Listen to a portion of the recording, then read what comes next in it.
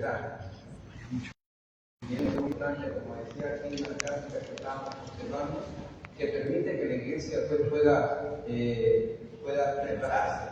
Porque si leemos la Biblia lo que está diciendo en el libro de 1 Corintios, capítulo 10, me parece, o 11, dice de que las cosas acontecidas históricamente son para nuestro bien, con un modelo de advertencia, ¿no? Vamos un momentito para tratar de hablar la magnitud de la importancia de conocer la escatología, que son las cosas postreras, ¿no?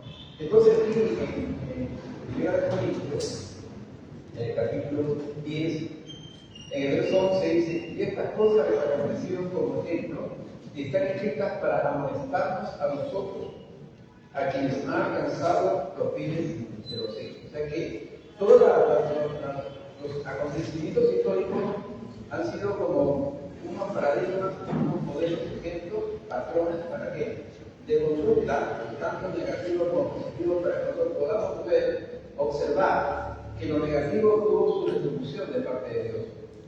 La ira de Dios, el castigo de Dios, los efectos de Dios sobre el tipo de desobediencia. Entonces, cuando vemos la historia que dice, oye, ¿por qué le pasó esto a ellos? Porque hicieron esto. Bien, si la historia nos da ejemplo y se presenta en la Sagrada Escritura como algo que nos advierte, que no hagamos esto porque nos va a acontecer. Bueno, ¿cuál es el efecto de la escatología en las cosas futuras? Que también nos advierte lo que va a pasar con la gente que se queda. Y eso, yo creo que el mensaje de la escatología al presente es más contundente que el mensaje de la historia para ahora. Como decía Santayana, el literato español decía que el mundo de la historia está condenado a repetir. Entonces la historia bíblica nos nutre, nos ilustra de todo lo negativo y lo positivo que ha acontecido en la historia bíblica. Y Pablo dice, analiza todo, observa todo, retén lo bueno y desecha lo malo.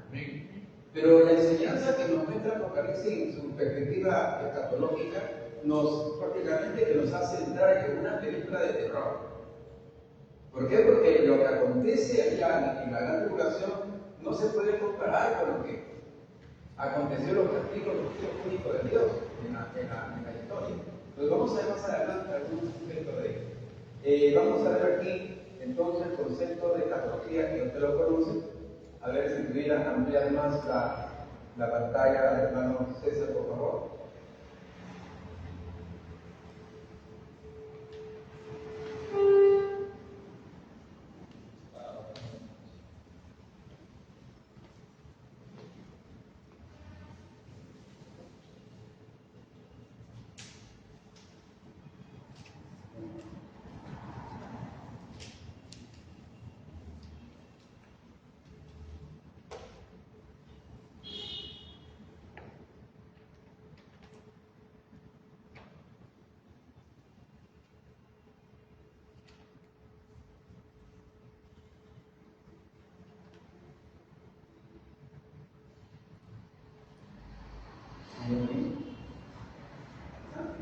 Perfecto.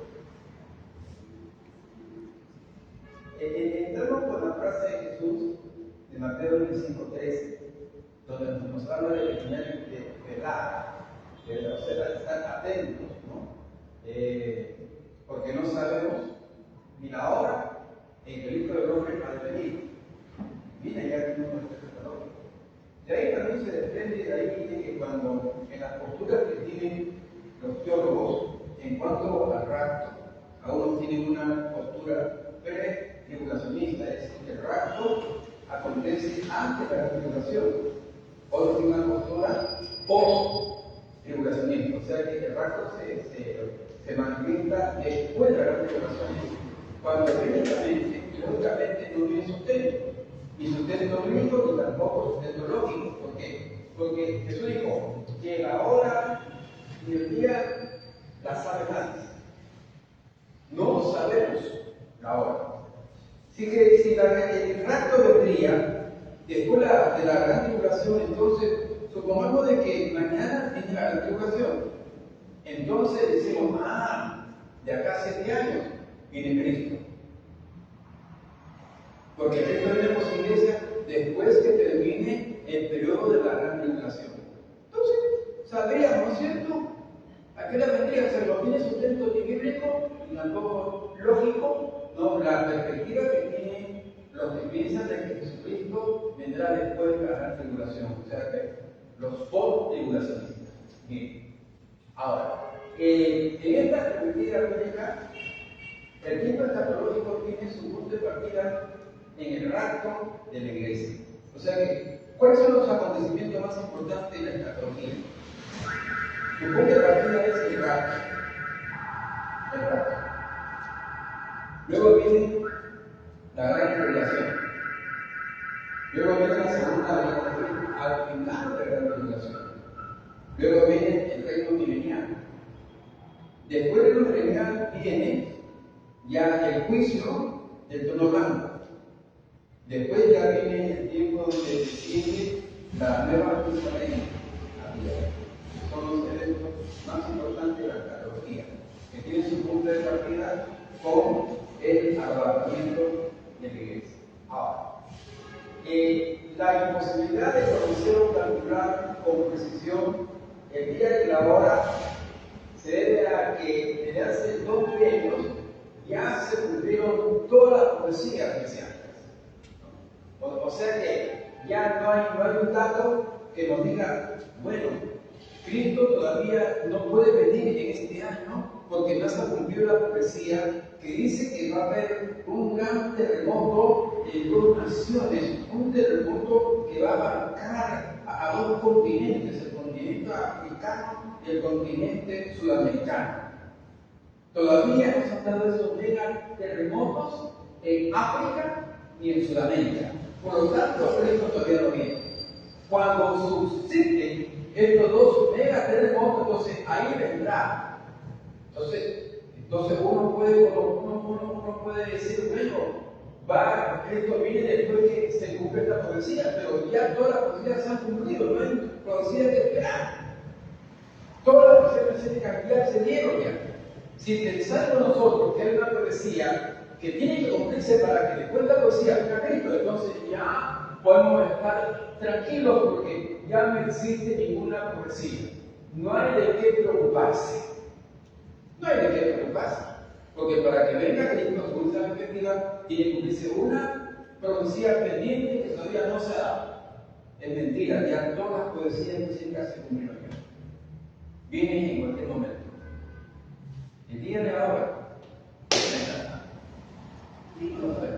Bien.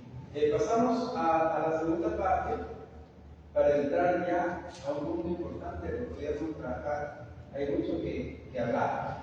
Ahora, vamos a hablar de las 3 parucías de Cristo. Ustedes han llevado ese curso, ¿no? Las 3 parucías. ¿O todavía? Ya.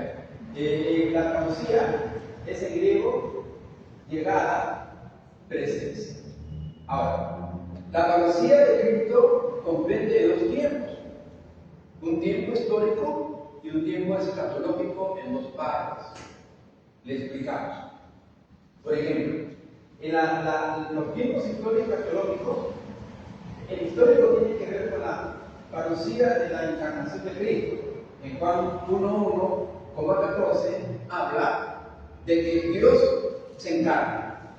Dice la encarnación divina. Esa es la primera parucía. La primera llegada y presencia de Dios en la tierra. ¿Verdad? La primera parucía.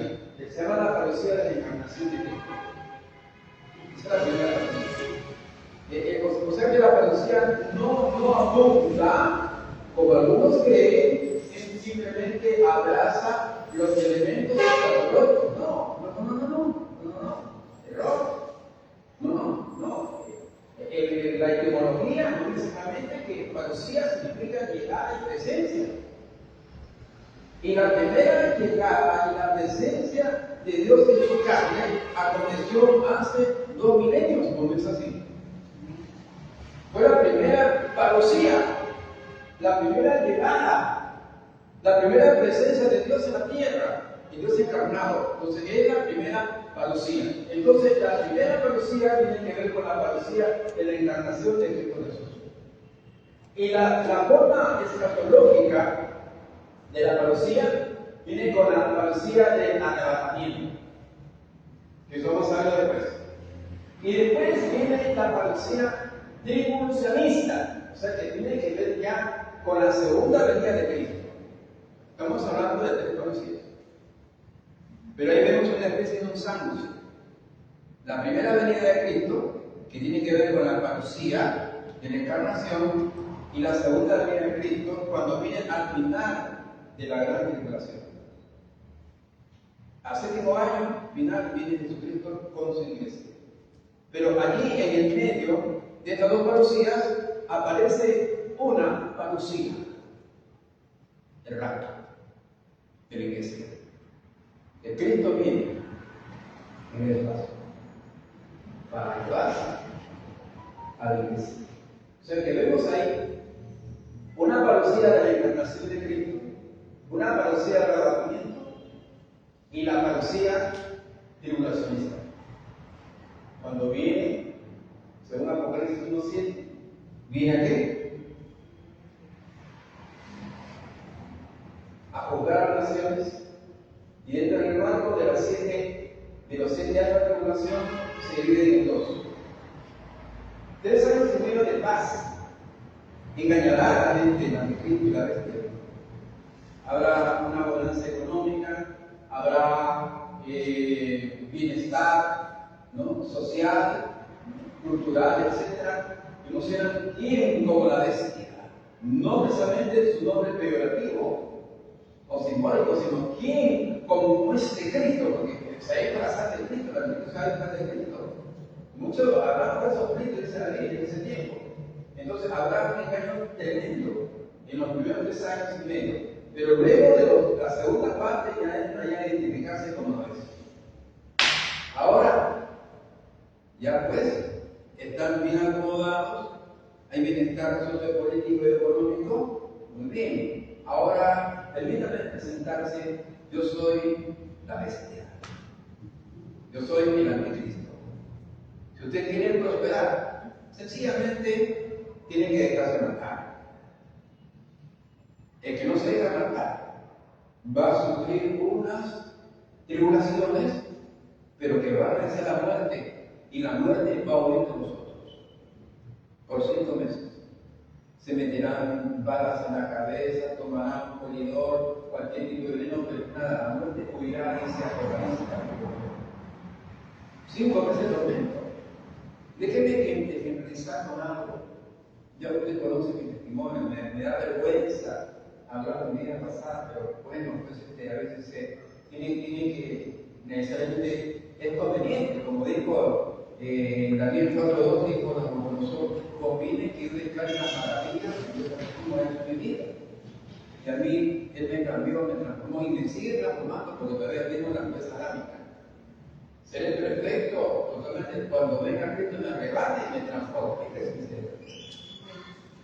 Entonces, en mi vida pasada, antes de conocer a Cristo,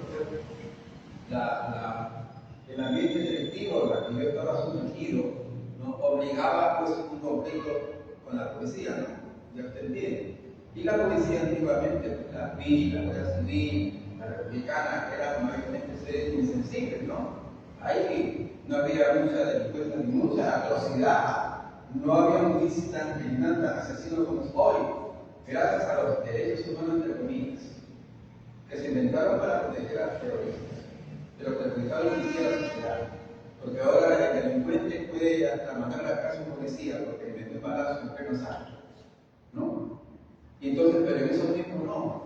Entonces la policía tenía unas estrategias para qué, para frenar el delito. Pues entonces, pues, comenzaban a colgar a la gente, ¿no? Y a meter la cabeza en un guante sucio y malolido, y poner electricidad en los testigos. Y ese era un sufrimiento y una experiencia atroz, muy atroz. Eso es una caricia a lo que vendrá la gran tribulación, los horrores de la gran tribulación. Y entonces cuando Cristo venga, precisamente que va a venir para qué? para evitar que la iglesia sufra esos horrores de la gran tribulación. Es decir, que en el rapto tiene un contexto de rescate, de arrebatamiento. Pues vamos a ver la teología de rescate, ¿no? Vamos a ver todo el elemento que nos ayuda a entender y comprender este acontecimiento tan importante que la iglesia tiene que conocerla y saber. Bueno, entonces vemos aquí que en la primera parucía tenía un carácter redentor. ¿Por qué? Porque Jesús se encarnó con propósito. ¿Con qué propósito se encarna Jesús? Expiatorio y redentor. Entonces, la primera parucía, que era la parucía de la encarnación de Cristo, tiene un carácter redentor. Estamos enlazando el asunto, ¿no? Porque si nosotros ponemos una mirada teológica, entonces yo le puedo conjugar, ¿no?, en la exposición y le digo, por ejemplo, ¿qué carácter tenía la parucía de la encarnación de Cristo? Usted me dice sencillamente, redentor. Porque usted ya está dominando ya los contextos teológicos de la Biblia. Está manejando un poco de teología. No significa que eso va a perfeccionar su narración, porque simplemente con cada entendimiento es suficiente. Pero esto nos da una calidad para poder interpretar y explicar y aplicar la palabra de Dios con un poquito más de ciencia y conocimiento. Con más cultura bíblica, que también es importante para ver el desarrollo espiritual de la iglesia. Bien, entonces, ya hemos tratado que la primera parucía tiene un carácter redentor. La segunda tiene un carácter jurídico. La segunda es la parucía del arrepentimiento. Es juicio y purificación. O sea, la segunda venida. No estamos hablando del rapto todavía. Estamos hablando de la parucía tribulacionista. Esta parucía tribulacionista tiene un carácter jurídico.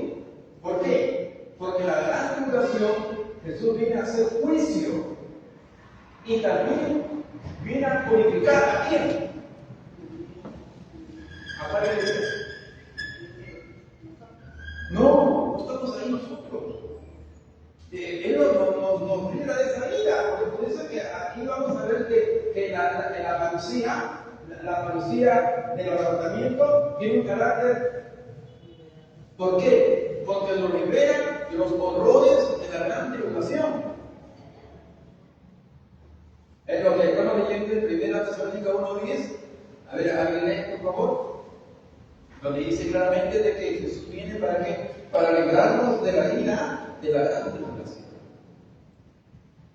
Que viene sobre todo hijo de desobediencia. Pero vamos a machacar bien este asunto para tener un concepto de lo que es el rapto. Las implicancias y los detalles que se circundan sobre este evento que en cualquier momento pueda acontecer. A ver, ¿qué dice ya, por favor? 1:10. ¿Qué dice? Y entregar de los cielos al cual, primera. Sí, llega. Y entregar de los cielos al Hijo, al cual resucitó de los muertos, a Jesús, quien nos libra de la ira venidera. De la ira que vendrá. Ya me extrañaba. Sabía que no iba a decepcionar. Gracias a Dios. Jesús viene a librarnos de qué? De la ira venidera. ¿No es cierto? ¿Y qué es la ira venidera? Es el contexto de la gran tribulación. Apocalipsis capítulo 6. Vamos.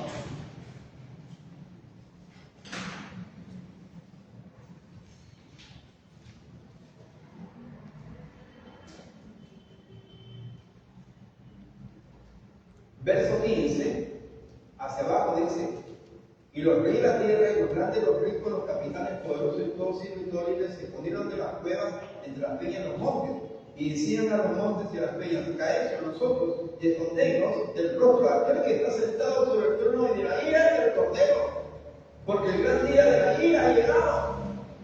¿Y quién podrá sostenerse en pie? De eso nos libra el Señor. Eso nos libra. Que el rapto pues tiene un contexto liberador, ¿no? O sea que la parucía del arrebatamiento tiene un concepto ya no redentor, porque ya viene por la iglesia que ha sido salvada. Pero ahora quiere liberarlo de qué cosa? De la ira de Dios que viene sobre el mundo, y por eso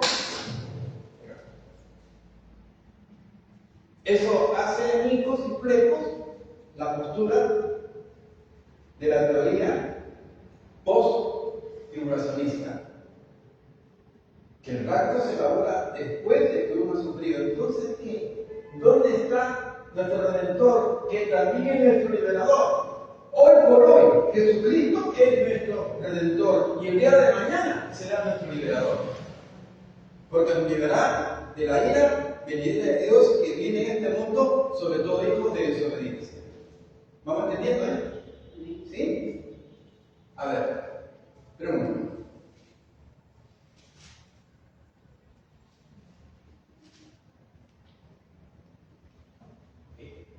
Mire, no se preocupe, estoy un poco atrasadito, por lo que ya la próxima semana voy a viajar a Estados Unidos. Pero yo voy a continuar con ustedes, tranquilos, porque tengo deuda con ustedes todavía. Tengo que darles más información, más separada y cuestionario, ¿no? Para que ustedes sean, y no solamente el curso de acá, él es de continuo, porque les voy a enviar material, porque yo voy a hablar con mi hermano César, el pastor Luis, para que me dé permiso para poder apoyar a la iglesia con la supervisión y la venida de usted, pastor. Si usted me da permiso para poder colaborar gratuitamente con la iglesia, gloria a Dios, todo lo que estoy permiso al pastor. Él es el pastor, es la cabeza de la iglesia y no tiene que respetarlo.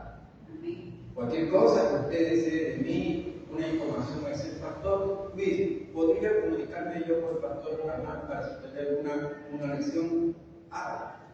Porque tengo que respetar a nuestros pastores. Pero estoy dispuesto a seguir colaborando con la iglesia porque me piden gracia. No por el café, sino también porque se respira la presencia del Santo Espíritu en este lugar de honores. Los quiero mucho y los voy a querer. Bien. ¿Preguntas?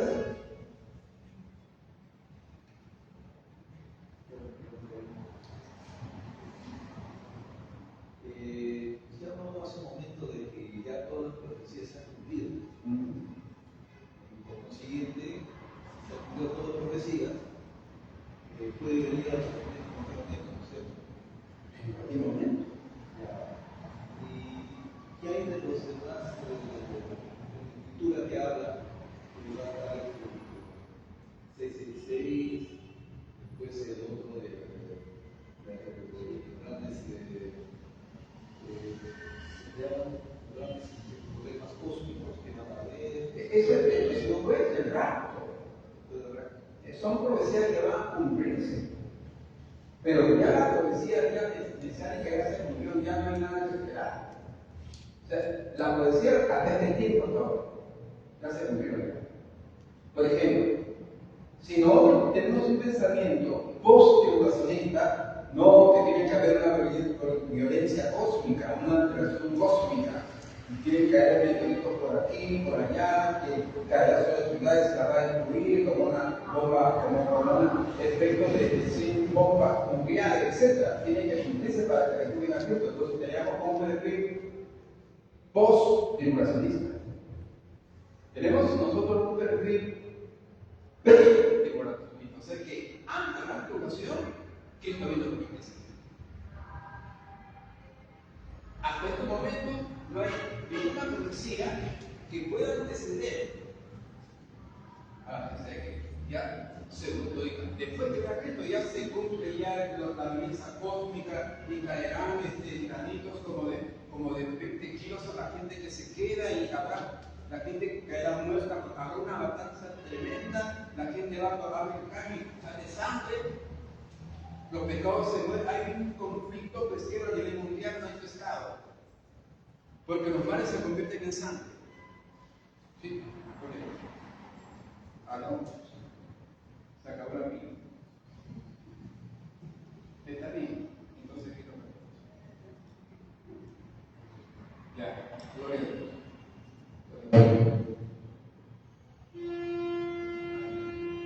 A ver. Ya, ahora sí. Aló, gloria a Dios. Lo que pasa es que este libro es post-impresionista.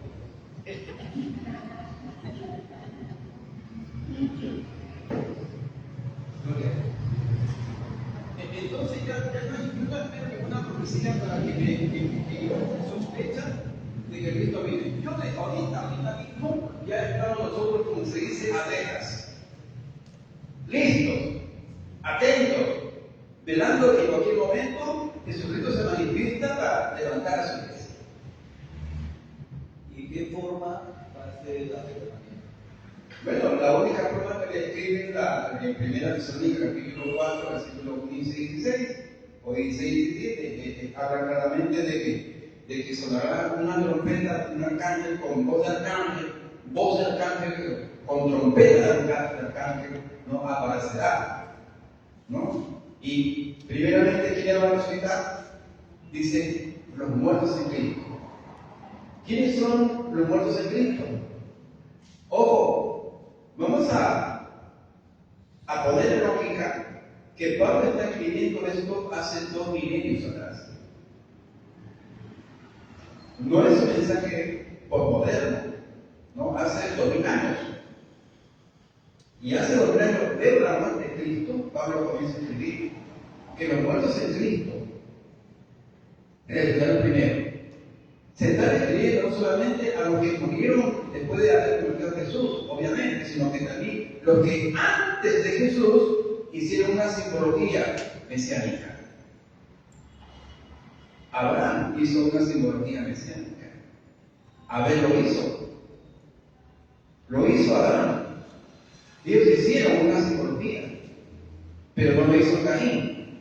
Por eso es cuando la Escritura dice en Génesis, dice claramente en el capítulo 4, que Abel ofreció un sacrificio de lo más gordo de su ganado, de sus ovejas, pero Caín no trajo de su verdura, de su chácara. Entonces, cuando él dijo, Dios vio la ofrenda de Abel y la agradó. Y vio a Caín y no la agradó su ofrenda. ¿Por qué no le agradó la ofrenda de Caín a Dios? Sencillamente porque la ofrenda de Caín no contenía sangre, eran verduras, eran vegetales. Y la ofrenda que Dios exigía era una ofrenda de carácter expiatorio, que tenían que sacrificar un animal para expiación de sus pecados. Porque Caín y Abel ya tenían naturaleza adámica. O sea, tenían una naturaleza que los tendía a pensar mal, a sentir mal y a actuar mal. ¿Por qué manda Caín? Porque él tenía esa naturaleza. No la tenía Abel. ¿Por qué? Porque Abel era un convertido a Dios. Caín era convencido, pero Abel era convertido y agradó la ofrenda de Abel a Dios, porque la ofrenda de Abel contenía sangre. Desde Abel hasta antes de Cristo, todos los siervos de Dios, profetas, reyes, etc., hicieron su simbología, sacrificando un cordero.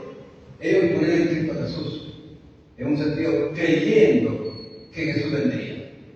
Por ejemplo, yo he pecado y entonces me acerco al sacerdote, me acerco con mi animal, las manos, pero ese animal, para que cobrase un simbolismo mesiánico, tenía que haber 2 elementos que por más en la simbología de ese animal en una figura de Cristo Jesús.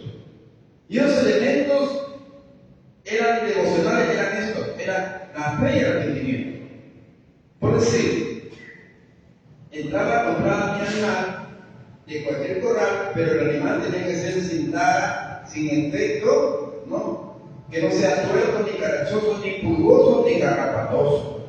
Limpio en todo, con una figura perfecta del Cristo impecable e inmaculado. Sin defecto. Punto 1. Punto 2. El penitente se acercaba al sacerdote. Se acercaba con un espíritu de compunción, de arrepentimiento, y decía: Señor, me arrepiento de haber pecado contra ti, Señor, y contra el cielo, Señor.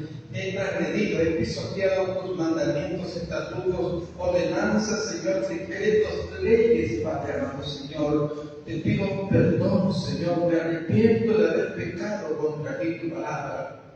Pero también yo sé que vendrán Mesías en la posteridad. Vendrá tu Hijo amado, Señor, que con su muerte esperará mi pecado. Ajá. Ya había arrepentimiento, ya había fe. Entonces, ese arrepentimiento y fe, ¿qué cosa? Le hacía que el animal, por sacrificar, tuviese un simbolismo expiatorio. No era simplemente el cuerpo animal. ¿Cuánto vale? Ya, dame 50 o 70, 80, ya toma, ya listo, sacerdote, ahí está. No.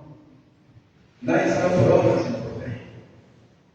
Entonces, todos los antiguos que vieron su pecado como animal, previa fe en el Mesías y arrepentimiento genuino, pues ellos fueron, cuando murieron, fueron buscados al Hades, pero en lugar de reposo, no de tormento.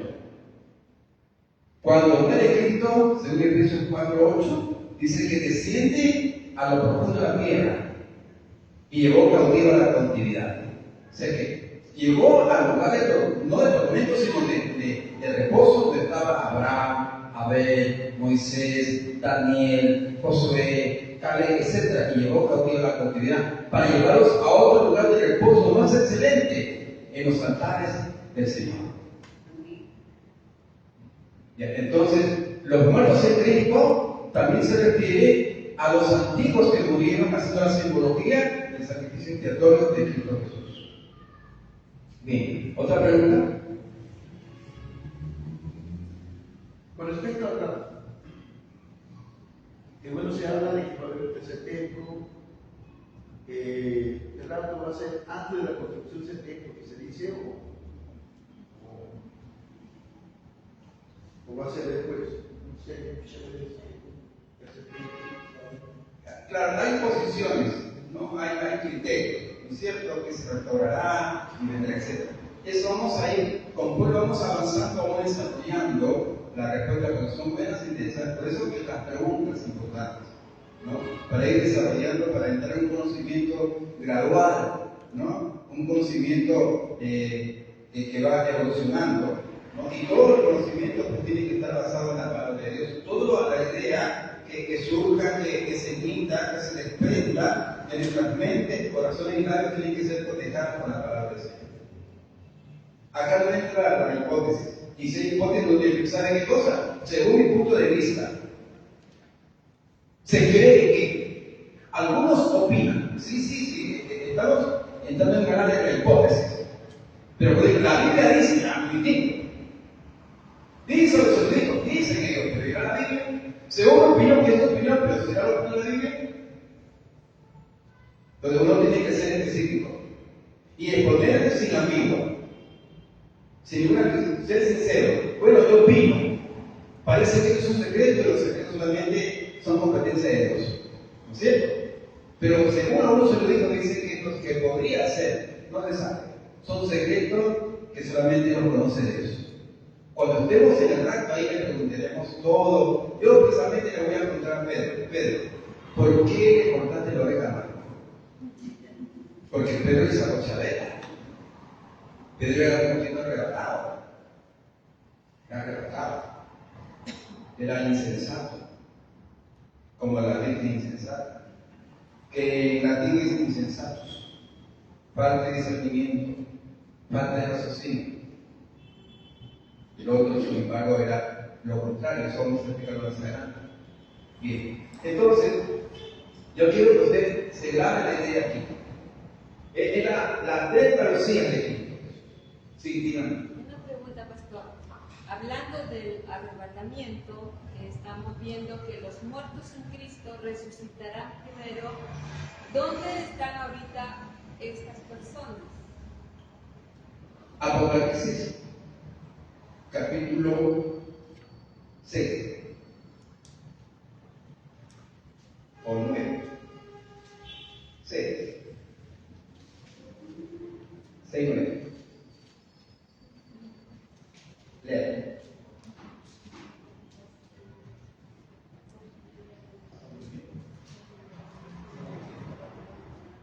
Están durmiendo, digo. Sueño profundo. Una cosa es dormir y otra cosa. Voy a su casa a usted y me encuentro en una hamaca americana. Hermano, ¿qué está haciendo? Algo cosa. Porque si estuviera durmiendo no me contestaría. A ver, ven. Cuando abrió el quinto sello, vi bajo el altar las almas de los que habían sido muertos por causa de la palabra de Dios y por el testimonio. Ya, ojo acá. Mándeme. Dice, cuando abrió el quinto sello, vi bajo el altar las almas. Bajo los altares de Dios.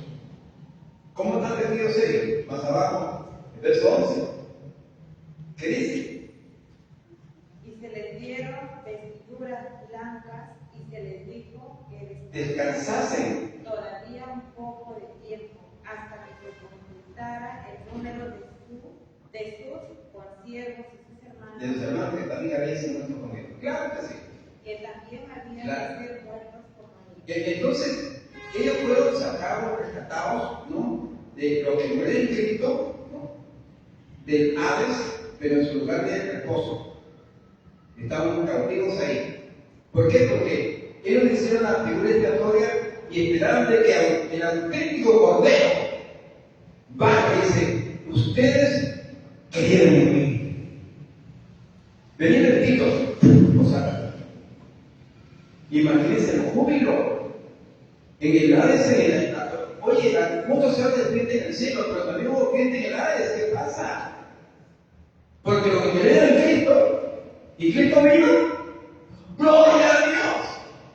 Jesús feliz, benditos ustedes creen en mí, aquí estoy. Os llevo ahora a lugares mejores, junto a los altares de mi Padre en el cielo. Efesios 4:8.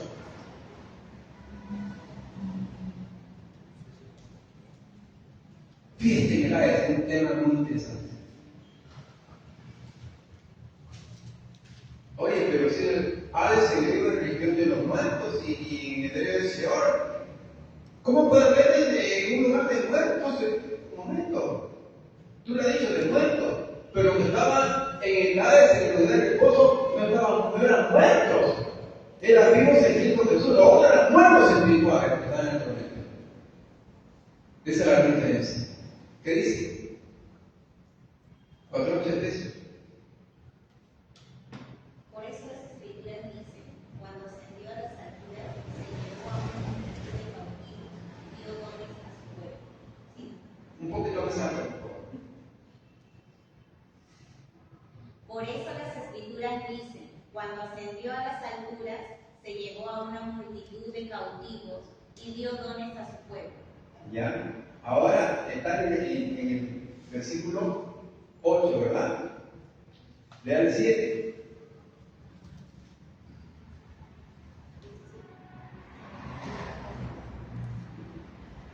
Es una otra versión, ¿no? Sí.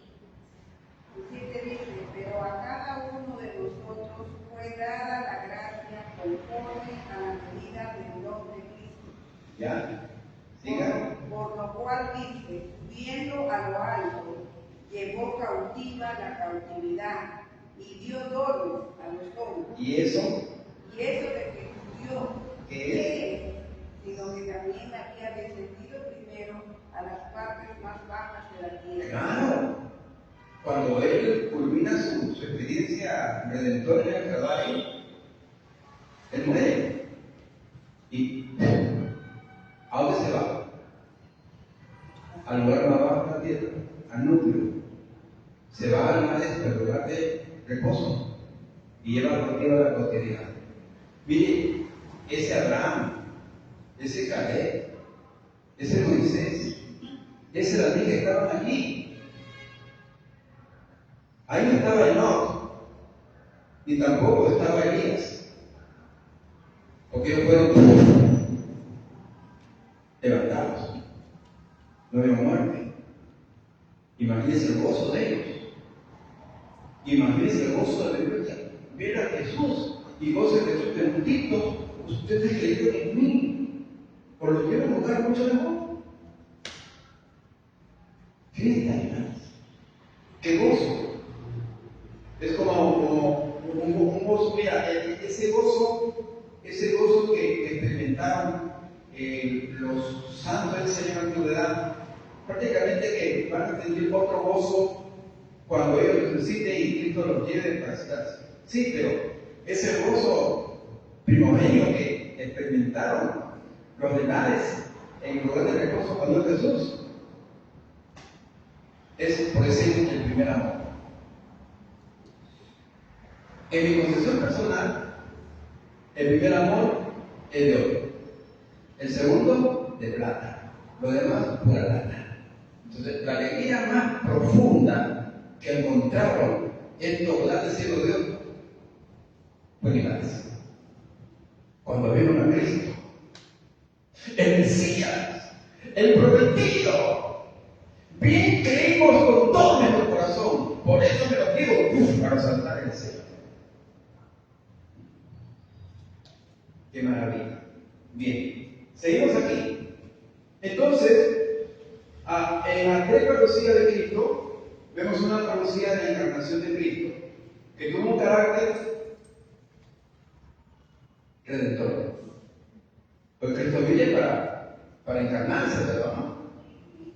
Con un propósito redentor. En la parucía de la segunda venida, o sea, que es una parucía tribulacionista, de la tribulación. Pero acá hay algo importante, aquí. En esta segunda venida tiene un carácter jurídico, porque hay juicio y hay purificación. Juicio para el malvado y purificación para quién? Para el pueblo israelita. El pueblo israelita es el pueblo de Dios. Ellos tendrán una opción maravillosa. Precisamente que ¿cómo se llama? Los israelitas, en la gran tribulación, se van a convertir a Cristo Jesús. Reconocerán que sus antepasados, ¿no?, despreciaron a Jesucristo, lo rechazaron.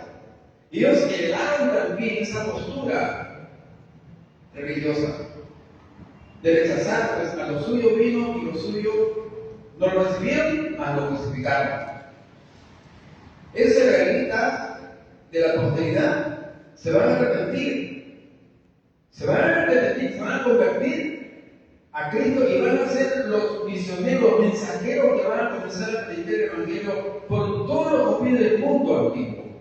Cuando leemos en la película de Mateo 25 que el Evangelio dice que la maldad de los hombres se va a multiplicar, ¿no?, y el amor de muchos se enfriará, ¿no? Y entonces dice que se predicará el Evangelio por todo el mundo y vendrá el fin. Estas experiencias no son experiencias que se dan antes de la tribulación, son experiencias después del rapto, que se dan en la gran tribulación.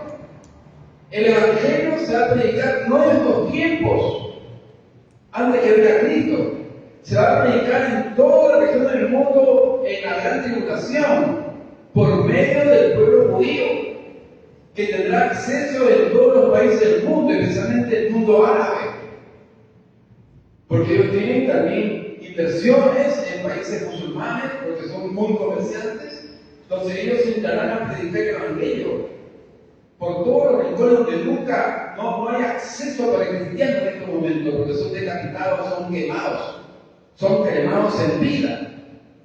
Pero en tribulación entrarán y serán cremados en vida, serán quemados, serán decapitados, pero cumplirán con su responsabilidad de predicar a Cristo Jesús. No solamente en que vida sector, sino en predicar en tiempos de la tribulación. Que es muy diferente, muy diferente. Cuando el apóstol Pablo fue llamado y le dice a Ananías, anda, ve con la mano y que se quite el título, porque yo le voy a mostrar cuánto es necesario padecer por causa de mi nombre. Muy bien. Esa historia se repite porque el pueblo judío va a padecer muchas aflicciones por causa de Cristo Jesús. Y por causa y por motivo de sus antepasados también. Los antepasados judíos condenaron a las futuras generaciones hasta hoy los judíos. ¿Se acuerda usted cuando hay una elección en el día de liberación de un reo, de un criminal? Barrabás y Jesús. ¿A quiénes quieren que soltemos? Gloria a Dios que dijeron a suelten a Barrabás. Gloria a Dios. Bendito Dios que cogieron a Barrabás. Imagínense si cogieran a Jesús para que se vaya a la calle y crucifiquen a Barrabás. No se hubiesen cumplido las profecías. No hubiera muerte expiatoria. Por lo tanto, no seríamos salvos y de nuevo condenados al infierno. No. Pero gloria a Dios que eligieron a Barrabás en la calle y a Jesús en el Calvario. Pero bien, cuando los judíos deciden que Jesús sea crucificado, Pilato se increpa. Pero eso no es justo. Mira, si es justo que la sangre de los hijos caiga sobre nosotros. Maldijeron a sus generaciones hasta que llegó el tío Hitler. Y el tío Hitler hizo con 3 millones de judíos. Los hizo jabón, combustible, los hizo un fertilizante, lo convirtió en aceite para sus tanques de los aviones. Las orinas de los judíos eran almacenados para fortalecer los campos de cultivo. La grasa que tenían de ellos, que van a sacar la grasa, lo convertían en aceite. La grasa del cerdo en jabón. Vino un judío jabón. Le va a soltar una serie de maldiciones. ¿De quién fue la culpa? De los que hicieron juramento. Su sangre, si es justo, la sangre de este carga sobre nuestros hijos y generaciones. Y la pagaron con Hitler. Y la seguirán pagando la gran tribulación. Muchos morirán por causa de Cristo. Entonces, la segunda venida de Cristo tiene un carácter no solamente judicial y público, sino purificador. Juicio con los impíos degenerados y purificador con el pueblo de Dios, porque lo va a purificar, se van a arrepentir. Ahora vamos a Romanos 11:21. Romanos 11:21.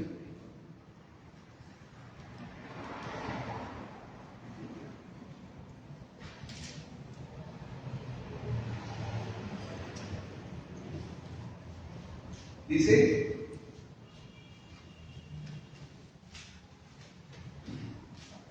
porque si Dios no perdonó a las ramas naturales, a ti tampoco te perdonará.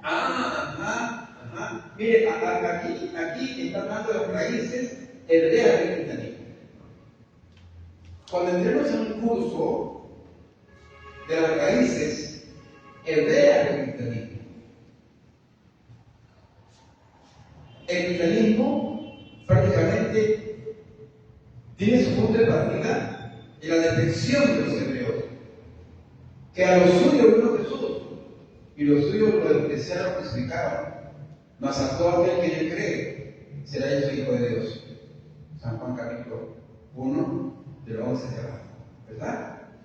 A los suyos vino, y los suyos, más a los que quieren vivir, les fue dado el privilegio de ser constituidos como hijos de Dios. Pero, ojo, no perdonó a los hebreos. Pero mira lo que dice aquí. Ahora, verso 22. Mira pues la bondad y la severidad de Dios. La severidad ciertamente para con los que creyeron, pero la bondad para contigo. Si permaneces en esa bondad, pues de otra manera, tú también serás cortado. Tú también serás cortado. Significa que Dios está cortado de la gracia de Dios ahorita. Si nosotros caemos, somos cortados. Acá no hay de que estamos siempre salvos, Señor. Y seremos cortados. Seremos cortados. Ahora, seguimos adelante. Dice, 23. Aquí viene lo bueno. Y aún ellos, los judíos, aún ellos, si no permanecen en incredulidad, serán ingentados, pues poderoso es Dios para volverlos a injertar. Claro, los injerta en la casa de salvación. ¿En dónde? En la gran tribulación. ¿Por qué? Porque hay una voz profética acá más abajo, donde dice, 25, más abajo, dice, perdón, 24, porque si tú fuiste cortado de que por naturaleza es olivo silvestre y con naturaleza fuiste injertado en algún olivo, ¿cuánto más estos judíos, que son las ramas naturales, serán injertados en su propio olivo? Porque no quiero, hermanos, que ignoréis este misterio, para que no seáis arrogantes en cuanto a vosotros mismos, que ha acontecido a Israel el endurecimiento en parte, hasta que haya entrado en la plenitud de los gentiles. Y luego todo Israel será salvo, como está escrito. Vendrá de Sion el libertador, que apartará de Jacob la impiedad. Ajá, la tribulación. Por eso que esta parucía jurídica viene para hacer juicio prolongado, pero viene a liberar a su pueblo, Israel. Ellos van a predicar el Evangelio. En todo el mundo, el Evangelio será totalmente extendido en el mundo no de este tiempo, el tiempo así está escrito, el tiempo de la gran tribulación, por los judíos. Ahora, entramos a la tercera parte porque ya nos quedan 25 minutos.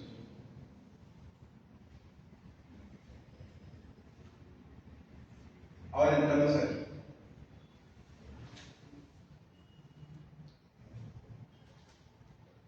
El arrebatamiento.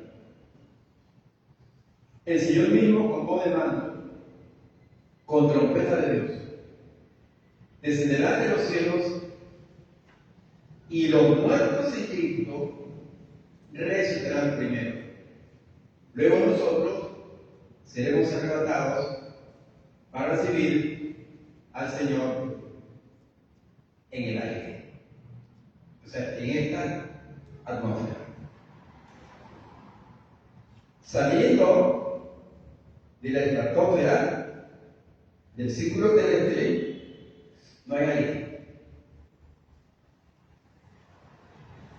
Por eso es que la parucía del arrebatamiento será acá, en esta dimensión terráquea, para que el Señor en el aire. ¿Ya? ¿Cuáles son las figuras del pacto? Tenemos Enoc y Elías. ¿Cuáles son los factores circundantes al pacto?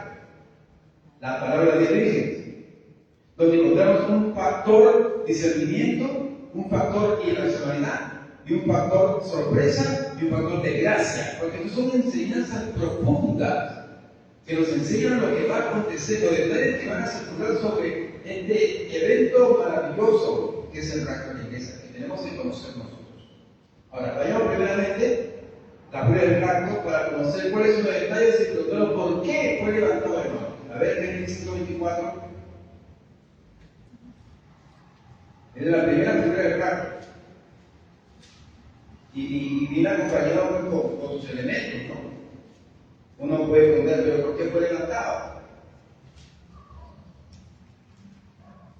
Dice, caminó pues Enoc con Dios y desapareció porque le llevó Dios. Gloria a Dios. Nuevamente.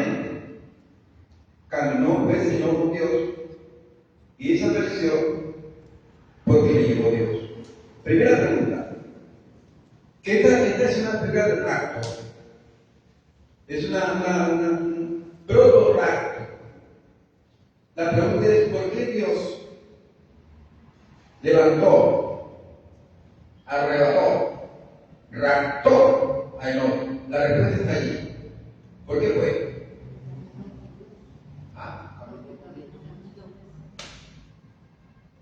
Es un detalle. Si queremos postular al arrebatamiento de Cristo, tenemos que andar con quién? ¿Con Drácula?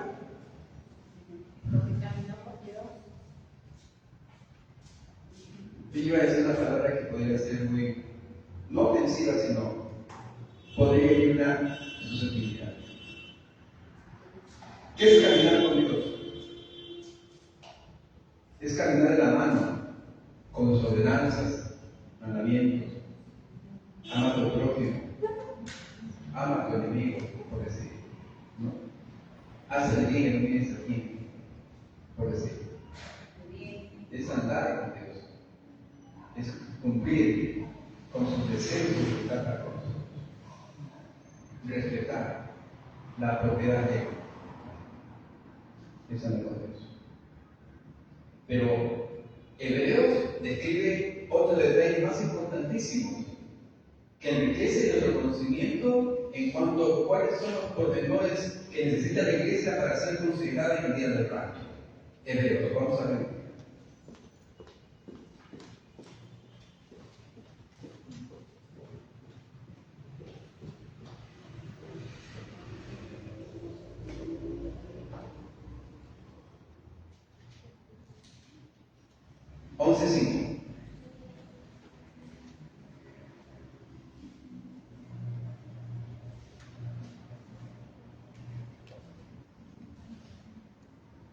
Dice, por la fe no fue traspuesto para no ver muerte, y no fue hallado porque lo traspuso Dios. Y antes que fue traspuesto, tuvo testimonio de haber agradado a Dios. Aquí hay dos puntos esenciales como requisitos para ser levantados en el rapto. ¿Cuál es el primer punto aquí? Según Hebreos. A ver, ¿por qué motivo lo traspuso Dios? Ahí está.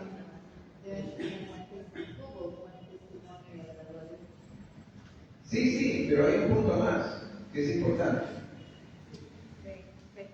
La fe. La fe. Claro, por fe. Y no fue traspuesto, o sea, por creer. ¿Creer en qué? ¿En qué?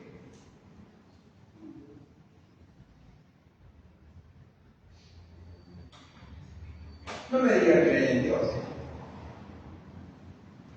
Una cosa es creer en Dios y el otro también cree. Y otra cosa es creerle a Dios.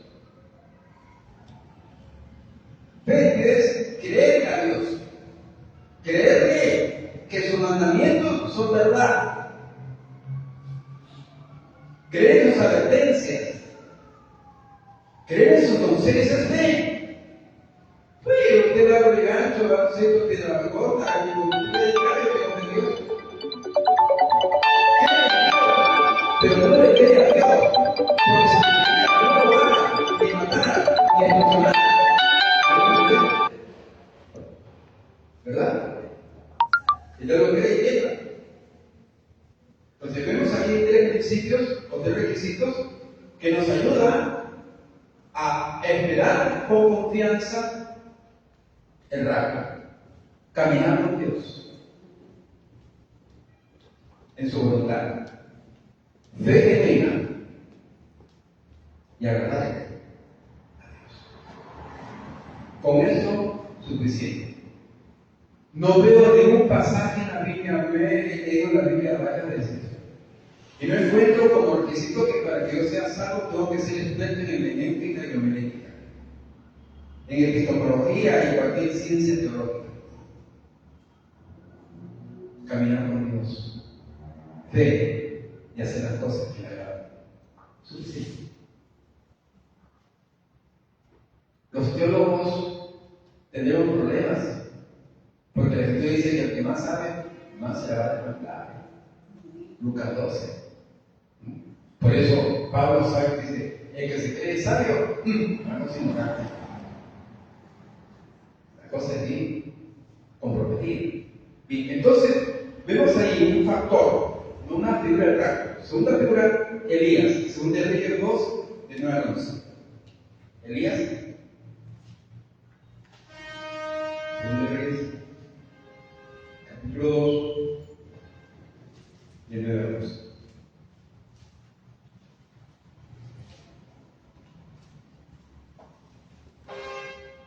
Dice, cuando había pasado el día, dijo Eliseo, pide lo que quieras que haga por ti antes que yo sea quitado de ti. Dijo Eliseo, te ruego que una doble porción de tu espíritu sea sobre mí. Y le dijo, cosa difícil has pedido. Si me pides cuando fuere quitado de ti, te será hecho, así no así, no. Y aconteció que yendo ellos y hablando de aquí, que un carro de fuego con un caballo de fuego apartó a los dos y Elías subió al cielo en un torbellino. ¿Cuál fue la virtud que encontramos aquí en Elías? Hay una virtud que tenía Enoc, que le valió para ser transpuesto por Dios. ¿Cuál es? Ahí está. Y hay un pleonasmo, o sea, hay una repetición. Le doy la clave.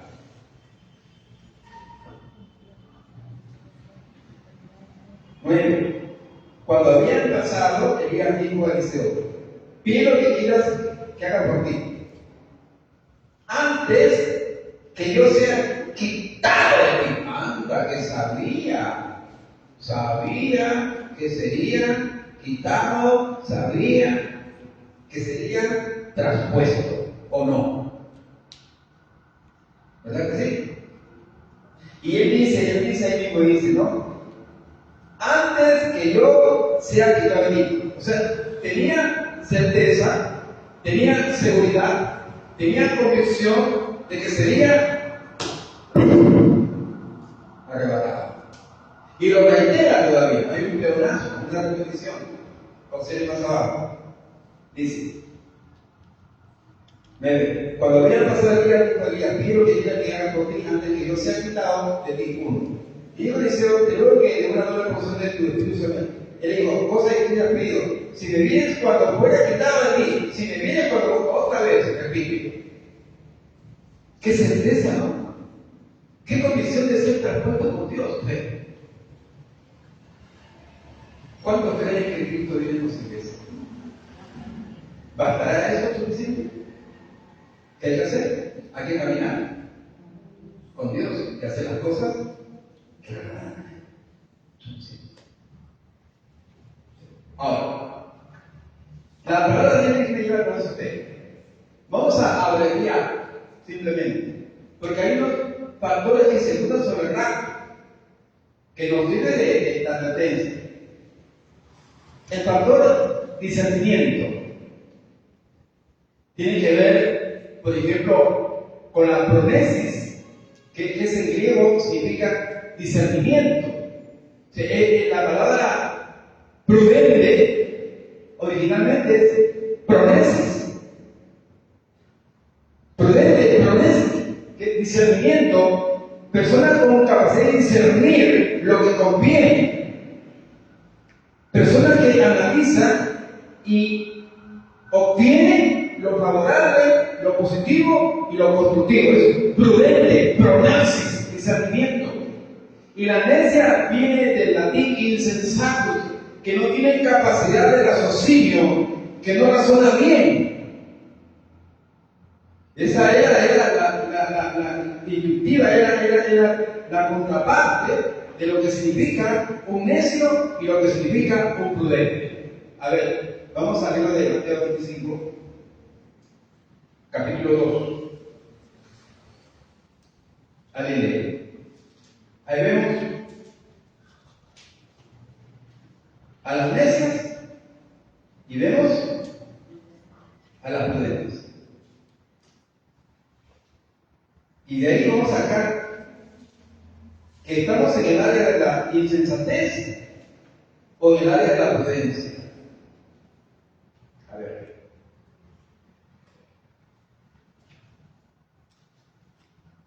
¿Alegre? 25:2. 5 de ellas eran prudentes y 5 insensatas. El pronesis está en las prudentes y la insensatez, pues en las insensatas, ¿no? Que no razonan bien, que no tienen sentido común. Y noten que hay 5 y 5. Que el 50% tenía discernimiento. En un 50 no tenía discernimiento.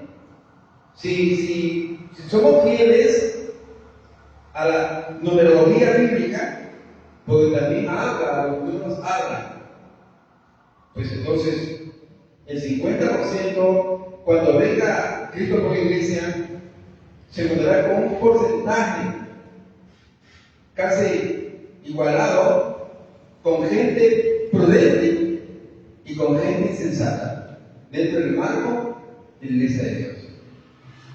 Entonces habrá ahí el factor de discernimiento es muy importante para discernir que estamos ya en el tiempo y que en cualquier momento viene Cristo.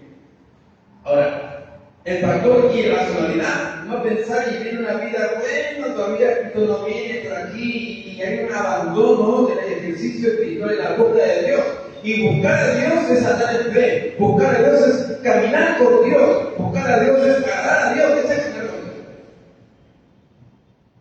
Pero ellos no eran insensatas, imprudentes. O sea que había dos factores, factor de discernimiento y racional. Viene el factor sorpresa, porque versos 4 al 6, leemos el siguiente, capítulo 25.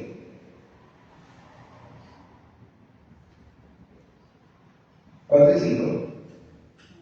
Mas las prudentes tomaron aceite en sus vasijas juntamente con sus lámparas, y tratándose el esposo, cabecearon todas y se durmieron. Ajá, muy bien. Acá había algo interesante. Las 10 vírgenes tenían lámparas, pero solamente 5 tenían aceite. Y el aceite es simbolismo de la unción del Espíritu de Dios.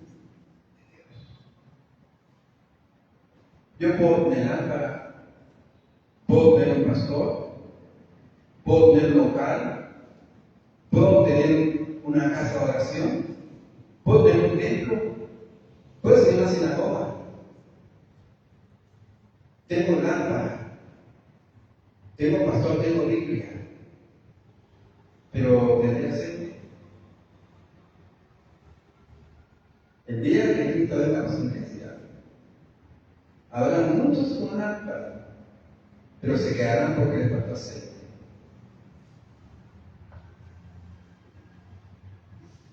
Y vendrá de sorpresa. Vendrá de sorpresa. El 6 dice: y a la medianoche se oyó un clamor, aquí viene el esposo. Dice a medianoche, puesto a propósito. En Israel antigua, según la cultura, la geografía judía, cuando ya bajaba el sol, la gente ya se paraba allá para dormir. Y a medianoche la gente estaba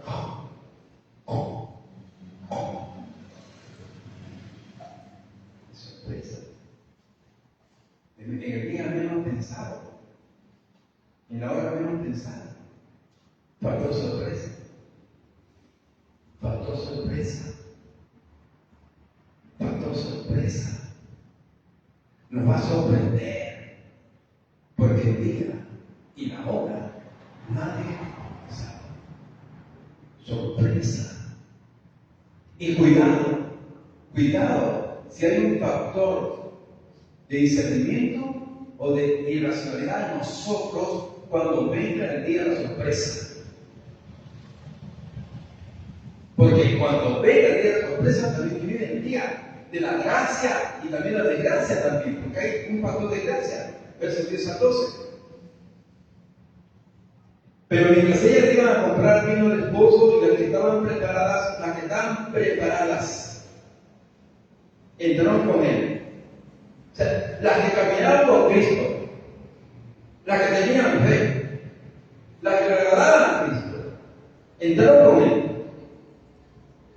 a la boda y se trancó, se cerró la puerta.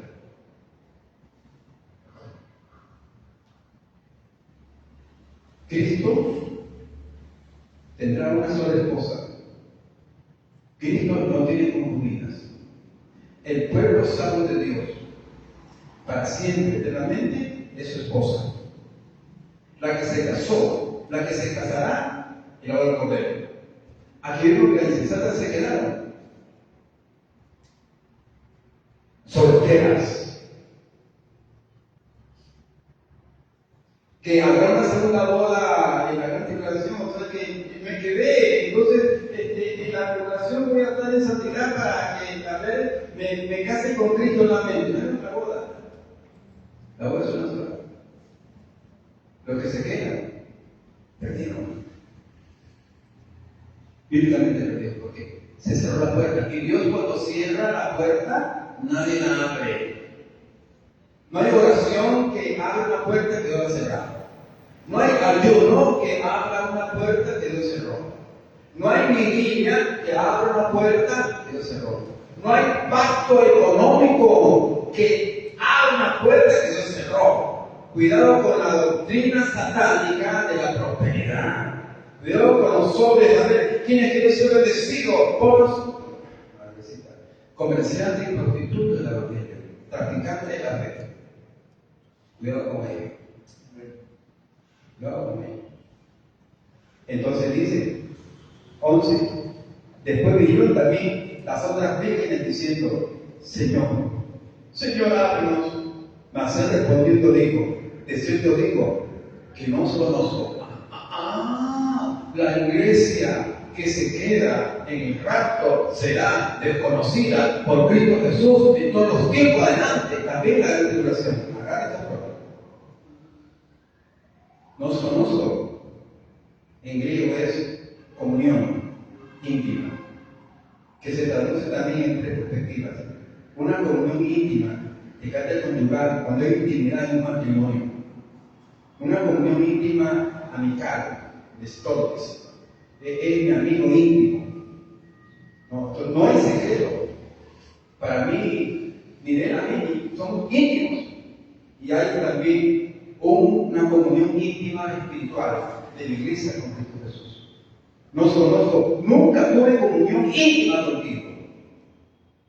Señor, pero en tu nombre eché fuera demonios y hice milagros y hablé lenguas y interpreté. Nunca tuve comunión contigo. Los dos nos salvan. Lo que salva es la fe y el arrepentimiento. El andar con Dios, el caminar con Dios, el agradar a Dios y tener fe en Dios. Particularmente, yo no veo que alguien que se quede en la iglesia en la tribulación sea salvo. Yo no veo. Acá dice claramente, se cerró la puerta. Y cuando vino después, ya tenemos aceite, ya hay santidad, demasiado tarde.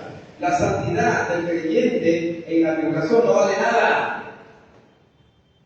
Porque Dios no lo va a reconocer. No os conozco, le dirán. Muchos dirán, Señor, ya me arrepentí, Señor, ahora sí soy un creyente fiel, Señor, que hago por tu palabra, ya estoy en santidad, no te conozco. Factor sorpresa y factor de gracia. Para meditar. Para meditar. Bueno, esta es la primera parte introductoria. Falta lo más esencial que viene. Hermano, ¿qué día puede ser por la semana? Dios permite salvo al pastor. El jueves va a ser imposible. Podría ser domingo.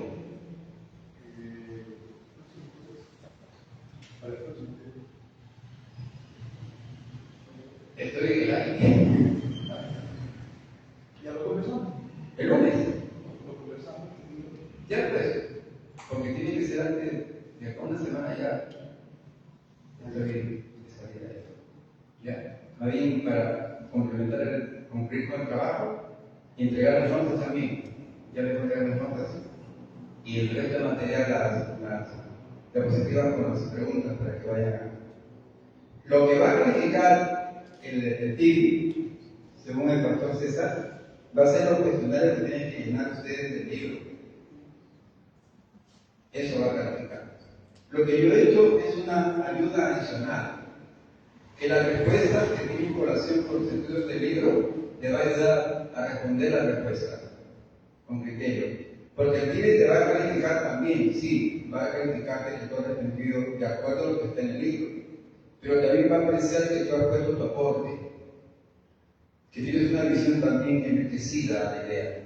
Eso es muy importante. Porque si no, sería como un plagio. Hubo un alumno allá que me decía, pastor, usted no me ha puesto 13. Si yo porque son todas las preguntas que están igualitas en la separata que usted da. Ahí en el seminario de Cairo. Ya. A ver, una pregunta que está igual. Mire, ¿qué dice acá? Mi tarea. ¿Y qué dice la sembrada? ¿Está igualito o no? Claro. Igualito. Eso se llama plagio. Yo no califico plagio. Califico tu aporte. ¿Cómo enriqueces? La sustancia es 4. Yo te pongo 2 más 2. Tú pongo 2 por 2. 1 más 1 más 1 más 1. Ah, es una forma, otra forma, pero no tiene esencia. Se idea. Pero usted tiene que desarrollar. Pero se comienza así. Al principio somos imitadores. Después somos descubridores. Vamos creciendo el conocimiento. Y les felicito porque ustedes están aquí aprendiendo. Yo empecé así también. Yo empecé así. Todo es dedicación. Leo un testimonio delante de Dios. Hace 30 años, mi presbítero hizo un esfuerzo por traer gente preparada, teólogos, para dar enseñanzas, capacitaciones. Hubo mucho entusiasmo, fuimos como 80 alumnos. A los 3 meses, solo quedó uno y otro. Al principio hay entusiasmo, pero después se va a enfriar el entusiasmo. El que tiene un llamado a servir a Dios se esfuerza, se prepara. Y nos preparamos no para conocer más, sino para servir mejor a Dios. Cuando tengas en tu corazón, Señor, quiero aprender, dame sabiduría, Señor. Yo te puedo decir, ¿y para qué cosa quieres? ¿Para que te jactes lo mucho que me conoces? ¿O para servirme mejor? Pedirle a Dios sabiduría para servir lo que hizo Salomón. ¿Y para qué cosa quiere que sabiduría Salomón? Señor, para servirte mejor en este puesto jerárquico que tú me has dado, Señor, porque no tengo experiencia. Quiero para hacer justicia, para hacer un trabajo excelente, y se la dio. Dios te dará sabiduría a ti cuando ve en tu corazón que quieres aprender para servir mejor a Dios. Pero si lo quieres para jactarte, ya perdimos aquí. La humildad es importante. Mi hermano, yo le bendiga y la última decisión ya la vamos a terminar con el pastor Luis. Gracias. Bien, hermanos, ahora para la conclusión del curso, y vamos a ver hacer más, el día lunes tenemos evangelismo, podría ser el día lunes o el día martes. El lunes. El lunes, amén. Todos podemos ir el lunes, amén, para concluir el curso y también reconocer el alcance de las notas de trabajo que están haciendo y de los libros. ¿Ya? Entonces el día lunes vamos a aprovechar la clase de tiempo de evangelismo para concluir el curso, la última parte que nos corresponde con respecto a este curso de doctrina. ¿Amén? Amén. Muy bien. Y por favor, pongamos de pie, vamos a orar. siguiente para los chicos.